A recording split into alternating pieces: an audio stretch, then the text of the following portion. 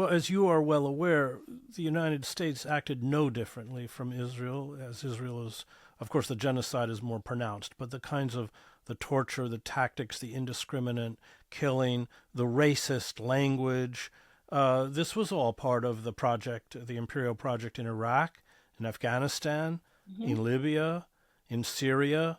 We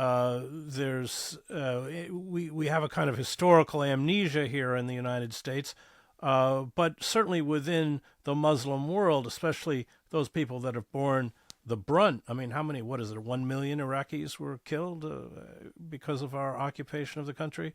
They don't forget. Hmm. They know. Hmm. No, absolutely, Chris, you're right. And I think that you talked about with Dr. Gabor Mate, you talked about fragmented morality.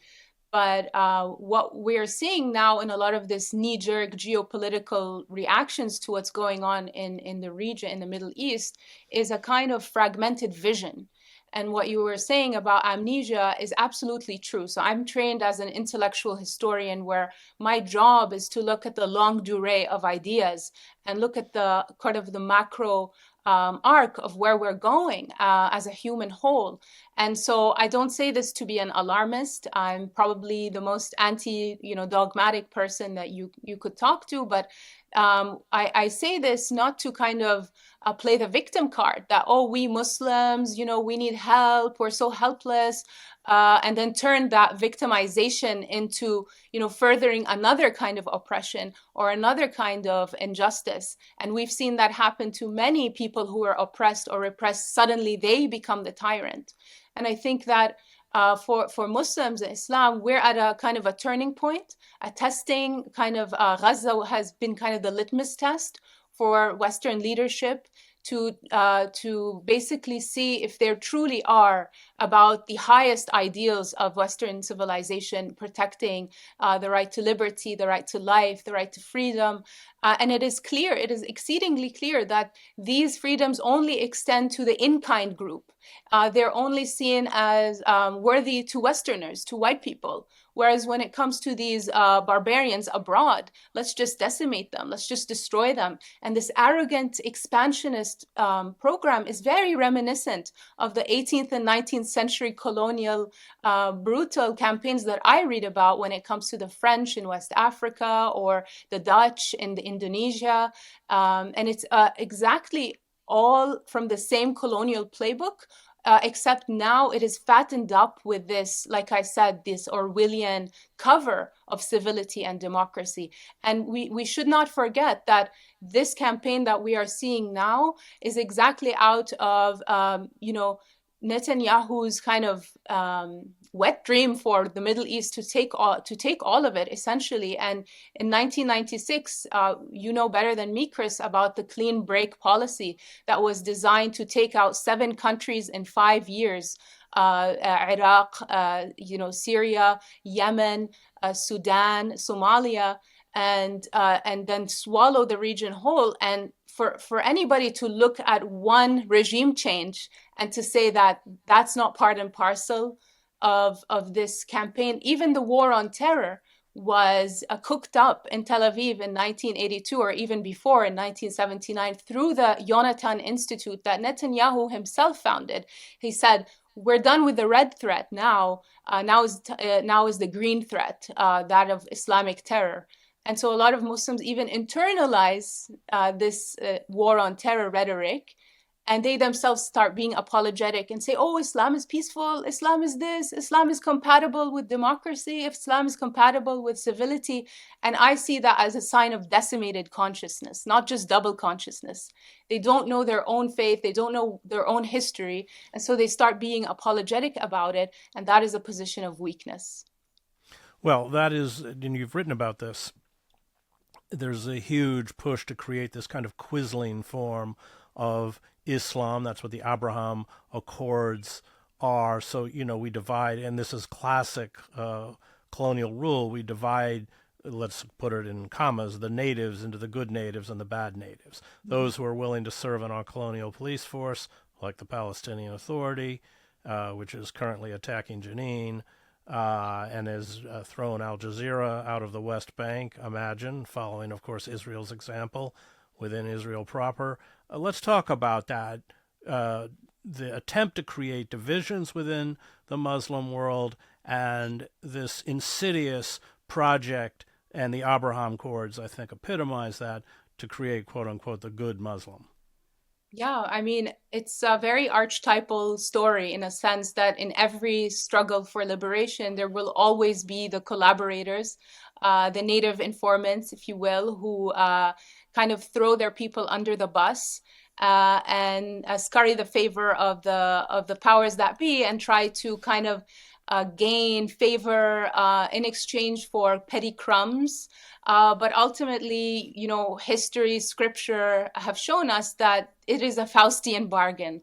At the end of the day, these people who think that by cozying up with repressive forces of empire like Israel and the United States at the expense of the actual lives of the people they govern, they do that thinking that they're securing their reign, or that they are getting political expediency, or perhaps their son might become king next, or some kind of delusional worldly fantasy like that. But the funny thing that you mentioned about the Abraham Accords and how they are singularly pernicious, Chris, is that they use this language of kind of this prophetic authority. They invoke Abraham as the father of all three religions, and hence give this this kind of treacherous collusion a kind of a prophetic theological tinge. And this is, again, part and parcel of this Orwellian doublespeak, where, this time they have Muslim scholars, even here in America, Muslim scholars who defend that, who are in cahoots with the UAE and Saudi, who are mum about the genocide in Gaza. And so historically, we've had Muslim scholars in the lead of anti-colonial resistance movements. Today, you see they're fully co-opted, or they're in dungeon prisons, like in Saudi right now. I read yesterday that every 25 hours, one person is executed under MBS's Saudi Arabia. The other day, just somebody I know was detained for around 3 months, a woman, for wearing a kufiya, a Palestinian kufiya in the holy mosque of Mecca. So this is the kind of cancerous kind of relationship that I was referring to earlier.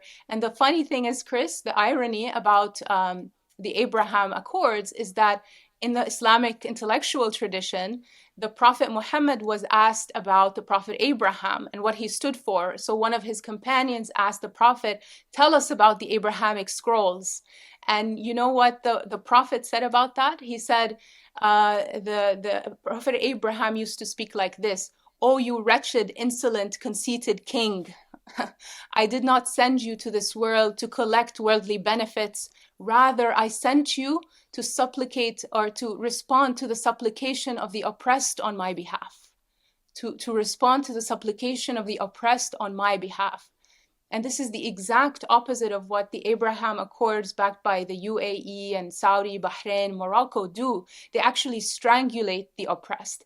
They are actually, all the people living under the rubble, or starving or dying from the cold in Gaza, were only able to get to that point because of the collusion and collaboration of Arab and Muslim normalizers.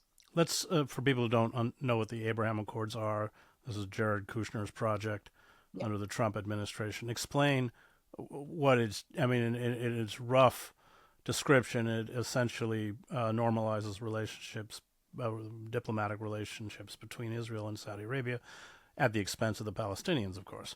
But talk about the Abraham Accords and why they are so pernicious. Yeah, so it was signed in 2020, like you correctly said, under the Trump administration. It was, you could say, Kushner's kind of a vision alongside Netanyahu, of course. and it was signed between the U.S. and people don't even realize that Palestine is not even part of this accord. They arrogantly cut out the people whose lives are affected primarily.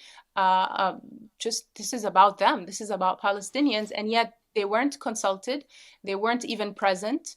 And so this is part of this kind of effort to kind of enact this cultural change, to promote a kind of Islam that is a quietist Islam, that is just cultural, that is just cosmetic.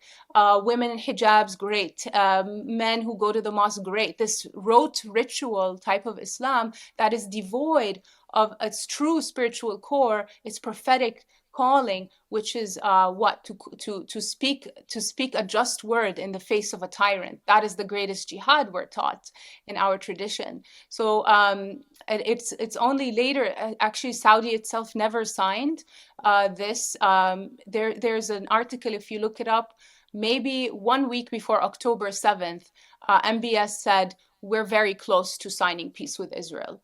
And so even now, after the Gaza genocide, that has not been a disqualifier for any of these Arab regimes to stop or take back those treaties. They still have kept their word on these accords, on these peace treaties, these trade routes. And so when we say that these Arab armies, these militaristic behemoths, they've only been fighting their own people. They haven't been defending the oppressed that need them in places like Gaza. So, and now because of these Gulf states coming into the picture, we are seeing a more cancerous kind of form of normalization on the state level, where you see even ordinary journalists, Muslims going online, say, oh, we need to coexist, we need to do that, we need to do this.